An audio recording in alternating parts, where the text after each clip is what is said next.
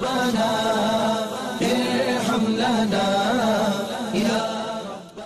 اب آتے ہیں مزید تفصیل کے بعد کہ ہمارے فقہ کی کون کون سی کتابوں نے اور کس وجہ سے اشارے کے بارے میں منع فرمایا ہوا ہے۔ فتاوی عالمگیری آپ سب کو معلوم ہے، ہماری فقہ کی ایک مشہور فتاوی ہے۔ فتاوی عالمگیری لکھتے ہیں نقلاً عن الخلاصۃ، خلاصہ سے نقل فرماتے ہوئے وہ لکھتے ہیں وعلیہ الفتویٰ کذا فی المضمرات ناقلاً عن الکبریٰ وکثیر من المشائخ لا یرون اشار۔ فتاوی عالمگیری لکھتے ہیں کہ وہ نقل کرتے ہیں خلاصہ سے، آپ فرماتے ہیں کہ ایسے ہی الفاظ مضمرات میں بھی ہے کہ وہ کبریٰ سے نقل کرتے ہیں، دونوں کتاب ہیں ان سے نقل کرتے ہیں، کیونکہ زیادہ مشائخ جو ہے وہ اشارہ نہیں کرتے تھے، اور شامی نے لکھا ہوا ہے کہ جمی غفیر کا اعتماد اس پر ہے کہ وہ اشارہ نہیں کرتے، اور یہ بات علماء نے پسند فرمائی ہے۔ خلاصۃ الفتاویٰ صفحہ نمبر 55 اور رد المختار صفحہ نمبر 80 جلد نمبر 2۔ خلاصۃ الفتاویٰ اور فتاوی عالمگیری یہ دونوں فقہ حنفی کے بڑے معتبر کتابیں ہیں، تو وہ دونوں یہ لکھتے ہیں کہ اکثر و بیشتر ہمارے علماء کرام اشارہ بالسبابہ نہیں کرتے، اور اسی پر اجماع بھی ہے ہمارے علماء کا کہ وہ اشارہ بالسبابہ تشہد میں انگلی نہیں اٹھاتے۔ اور ایسا ہی فتاوی غوثیہ میں ہے، فتاوی غوثیہ لکھتے ہیں کہ اشارہ نہ کرنے کو مختار کہا ہے۔ فتاوی غوثیہ نے بھی اسی کو لکھا، اور فتاوی غوثیہ لکھتے ہیں کہ وہ کتابیں جن میں اشارہ بالسبابہ یعنی انگلی اٹھانے سے منع لکھا ہے وہ یہ ہے شرع الیاس صفحہ نمبر 128 جلد نمبر 1، فتاوی قاضی خان اور سراجیہ صفحہ نمبر 11 نے مکروہ کہا ہوا ہے، اور شیخ بدر الدین سرہندی نے اس کو مذہبی امام ابو حنیفہ میں منع لکھا ہوا ہے۔ یہ ان فتاوی جات کے در المختار جلد نمبر 1 صفحہ نمبر 450 آپ لکھتے ہیں اذا تردد الحکم بین السنت والبدعہ کان ترک السنت اولا۔ اگر ایک ایسا مسئلہ آ جائے کہ کچھ روایتیں ایسے موجود ہو کہ یہ کام سنت ہیں، اور کچھ روایتیں ایسی موجود ہو کہ یہ بدعت ہے، تو پھر کیا ہوگا؟ کان ترک السنت اولا، اس سنت کو چھوڑنا ہی بہتر ہے، کیونکہ جو چیز میں نے پہلے عرض کیا کہ حل و حرمت کے درمیان ان کی آ جائیں یا ان کی بدعت اور سنتیت کے درمیان آئیں، تو محدثین کا قول یہ ہے کہ ان کی بدعت کی طرف زیادہ رجحان ہوگا، تو اس چیز کو چھوڑا جائے۔ وَإِنْ وَقَعَ فِي أَسْنَادٍ أَوْ مَتْنٍ اخْتِلَافٌ مِّنَ الرُّوَاةِ بِتَقْدِيمٍ وَتَأْخِيرٍ أَوْ زِيَادَةٍ وَنُقْصَانٍ أَوْ إِبْدَالِ رَاوٍ مَكَانَ رَاوٍ آخَرٍ أَوْ مَتْنِ مَكَانٍ مَتْنٍ أو تصحیف فی اسماء السند او اجزاء المتن او باختصار او حذف ومثل ذلك فالحدیث مضطرب۔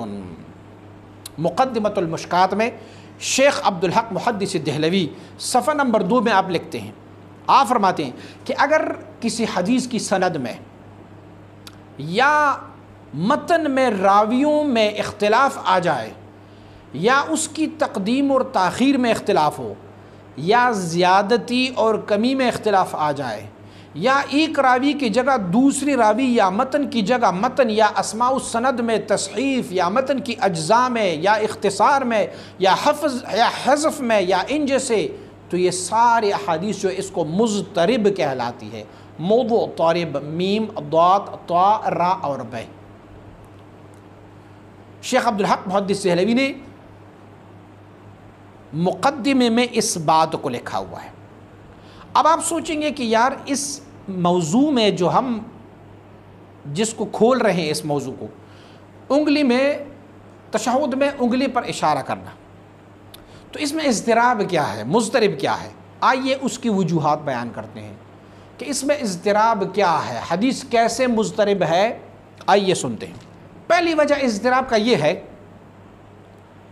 کہ حدیث شریف میں ہے حضرت ابن عمر رضی اللہ تعالیٰ عنہ نے اس حدیث کو روایت فرمائی ہے اور فرماتے ہیں کہ حضور سید عالم صلی اللہ علیہ وسلم جب اشارہ فرمایا کرتے ہوتے تھے تو قبض اصابعہ کلہا، حضور سید عالم صلی اللہ علیہ وسلم اپنی ساری انگلیوں کو اکٹھا کرتے، اس کے بعد اشارہ فرمایا کرتے ہوتے تھے۔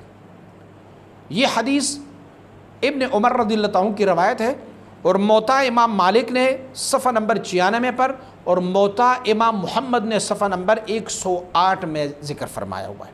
ایک طریقہ ہوا کہ حضور سید عالم صلی اللہ علیہ وسلم اپنے سارے انگلیوں کو بند کر کے پھر اشارہ فرماتے ہوئے۔ دوسری وجہ کیا ہے؟ ایک اور حدیث موجود ہے جس حدیث کو ابو داود اور دارمی نے اور مشکات شریف نے صفحہ نمبر 77 میں وقبض سنتین وحلقۃ الحدیث ابو داود اور دارمی، یعنی 2 انگلیوں کو بند رکھتے حضور اور باقی انگلیوں سے حلقہ بنایا کرتے ہوتے تھے۔ 2 انگلیوں کو بند رکھتے، بقیہ کے آپ حلقہ بنایا کرتے ہوتے تھے حضور سید عالم صلی اللہ علیہ وسلم، اس طریقے سے۔ یہ دوسری روایت ہوئی۔ تیسری روایت کیسی ہے؟ حضور سید عالم صلی اللہ علیہ وسلم، حدیث ابن عمر، امام مسلم نے اس حدیث کو ذکر کیا ہوا ہے اور مشکات شریف نے صفحہ نمبر 77 پر حضور سید عالم صلی اللہ علیہ وسلم بارک حلقہ بنایا کرتے ہوتے تھے، یہ انگلیاں ساری اکٹھی کرتی اور ایک انگلی کو اکٹھا۔ تیسری وجہ بیان کی۔ چوتھا طریقہ کیا تھا؟ چوتھی وجہ یہ ہے کہ حضور سید عالم صلی اللہ علیہ وسلم 23 کا عقد بنایا کرتے ہوتے تھے۔ اس حدیث کو ابن زبیر نے روایت فرمائی ہے اور امام مسلم نے اسے اپنی کتاب میں درج کیا ہوا ہے اور اسی کو مشکات شریف نے صفحہ نمبر 77 پر ذکر کیا ہوا ہے۔ چوتھی وجہ 23 کا عقد بنانا تھا اور 5ویں وجہ حضور سید عالم صلی اللہ علیہ وسلم بارک دائیں کف کو بائیں ران پر رکھ لیتے اور بائیں کف کو، ہاتھ کو آپ دائیں ران پر رکھ لیتے۔ اس روایت کو وائل ابن حجر نے روایت کی ہے اور ابو داود نے اس کو ذکر کیا ہوا ہے اور دارمی نے بھی اس کو ذکر کیا ہوا ہے اور مشکات شریف نے بھی اس کو ذکر کیا ہوا ہے۔ اس حدیث شریف کو معلوم ہے کہ حضور نبی اکرم صلی اللہ علیہ وسلم بارک نے ایک اشارہ ایسے بھی فرمایا ہوا ہے کہ اپنے دائیں ہاتھ کو بائیں ران پر رکھا اور بائیں ہاتھ کو دائیں ران پر رکھا اور پھر آپ نے اشارہ فرمایا۔ یہ 5ویں وجہ تھی۔ ایک اور بھی روایت موجود ہے کہ حضور سید عالم صلی اللہ علیہ وسلم وضع کفہ الایمن علی فخذہ الیمنی، حضور سید عالم صلی اللہ علیہ وسلم دائیں کف کو یعنی دائیں ہاتھ کو دائیں ران پر ہی رکھ لیتا اور پھر انگلی سے اشارہ فرمایا کرتے ہوتے تھے، جیسے کہ ہم تشہد میں بیٹھ جاتے اسی طریقے سے کرتا۔ لیکن ایک روایت یہ ہے کہ دائیں کو بائیں پر رکھ لیتا اور بائیں ہاتھ کو دائیں ران پر رکھ لیتا۔ اس روایت کو حضرت ابن حجر نے روایت فرمائی، وائل ابن حجر نے، اور ابن ماجہ اور مشکات شریف نے اس روایت کو نقل فرمائی ہے۔ 7ویں وجہ کیا ہے؟ 7واں طریقہ یہ تھا کہ حضور سید وسلم یحرکھا، حضور سید عالم صلی اللہ علیہ وسلم سبابہ کی انگلی کو ہلاتے رہتے تھے۔ ایک اور روایت موجود ہے، اس روایت کو جو حضور سید عالم صلی اللہ علیہ وسلم اپنی انگلی مبارک کو ہلاتے رہتے تھے، اس سے وائل ابن حجر نے ابو داود اور دارمی اور مشکات میں ان سے روایت فرمائی ہے۔ ایک اور روایت بھی موجود ہے کہ حضور سید عالم صلی اللہ علیہ وسلم لا یحرکھا، حضور اس انگلی کو ہلاتے نہیں تھے بلکہ مستقیم رکھتے ہوتے تھے۔ اس روایت کو ابن زبیر نے نقل فرمائی ہے اور ابو داود اور نسائی اور مشکات شریف نے اس کو ہے۔ ایک میں روایت یہ کہ حضور ہلاتے رہتے تھے، دوسرے میں روایت یہ کہ حضور سید عالم صلی اللہ علیہ وسلم بارک اس کو نہیں ہلاتے ہوتے تھے۔ 7 طریقے اشارے کے ہمیں حدیث سے ملتے ہیں۔ آپ نے 7 کو مشاہدہ فرمایا کہ یہ 7 طریقے تھے کہ حضور سید عالم صلی اللہ علیہ وسلم بارک اس کو فرمایا کرتے ہوتے تھے۔ مشکات شریف صفحہ 85 میں عبداللہ ابن عمر رضی اللہ تعالیٰ عنہما اور حضرت عبداللہ ابن زبیر اور وائل ابن حجر اور پھر عبداللہ ابن زبیر فصل ثانی اور نافع سے مختلف روایت ذکر ہیں اور کیفیت اس کے 5 یا 7 طور پر ہے، جیسے کہ میں نے بیان کیا کہ 5 یا 7 طور پر حضور سید عالم صلی اللہ علیہ وسلم اشارہ فرمایا کرتے تھے۔ ایک اور روایت مشکات شریف نے ذکر کیا ہوا ہے، قال الحمیدی انما یوخذ بالآخر فالآخر من فعل النبی صلی اللہ علیہ وآلہ وسلم ھذا لفظ البخاری وکذا فی البخاری۔ مشکات شریف نے ایک روایت نقل کی ہے کہ ہمیں یہ چاہیے کہ ہم حضور سید عالم صلی اللہ علیہ وسلم بارک کی آخری فعل کو اخذ کر لیں۔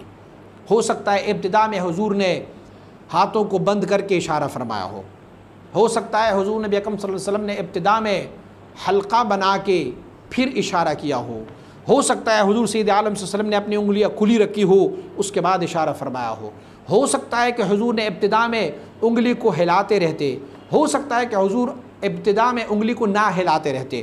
اب ہمیں آخری قول حضور سید عالم صلی اللہ علیہ وسلم کا معلوم نہیں کہ حضور نے اپنی آخری زندگی میں تشہد میں اگر انگلی اٹھائی ہے تو وہ کون سی اٹھائی ہے۔ ان الذی یجب بہ العمل هو ما استقر علیہ آخر الامر من النبی صلی اللہ علیہ وسلم وما كان قبله من ذلك مرفوع الحکم وهو الذی ذهب الیہ ابو حنیفہ والشافعی والثوری وجمہور السلف۔ بخاری شریف جلد اول صفحہ نمبر 66 حاشیہ نمبر 2 میں یہ لکھا ہوا ہے کہ ہم پر واجب ہے وہ عمل جو حضور سید عالم صلی اللہ علیہ وآلہ وسلم بارک نے اپنی زندگی کے آخری ایام میں کیا ہوگا، کیونکہ پہلے جو اعمال حضور سید عالم صلی اللہ علیہ وسلم نے کی ہیں وہ سارے اعمال آخری عمل کی وجہ سے منسوخ ہو چکے ہیں، اور یہ آخری عمل جو ہے یہ ناسخ ہے۔ تو اسی لیے حضور سید عالم صلی اللہ علیہ وآلہ وسلم بارک کا آخری عمل کیا تھا یہ کسی کو معلوم نہیں کہ حضور سید عالم صلی اللہ علیہ وسلم بارک کا اشارہ بالسبابہ میں آخری عمل کیسا تھا۔ کیا انہوں نے انگلی ہلائی تھی؟ کیا بغیر ہلائی ہوئے انگلی کی؟ کیا حضور نے ہاتھ اکٹھا کر کے پھر اشارہ فرمایا؟ کیا حضور نے کھلے ہاتھوں کے ساتھ کھلی انگلیوں کے ساتھ اشارہ فرمایا؟ کیا حضور نے اپنے دائیں ہاتھ کو بائیں ران پر اور بائیں ہاتھ کو دائیں ران پر رکھ کر اشارہ فرمایا؟ کوئی مائی کا لال ہے جو ہمیں یہ بتائے کہ حضور سید عالم صلی اللہ علیہ وسلم کی زندگی کا آخری فعل کیا تھا اشارہ بالسبابہ میں؟ فلہذا چونکہ اس حدیث شریف میں اضطراب آ گیا تو اب اضطراب میں قانون یہ ہے کہ اس عمل کو ترک کیا جائے۔ یہ احادیث اور اصول حدیث کے علماء کا یہ فتویٰ ہے۔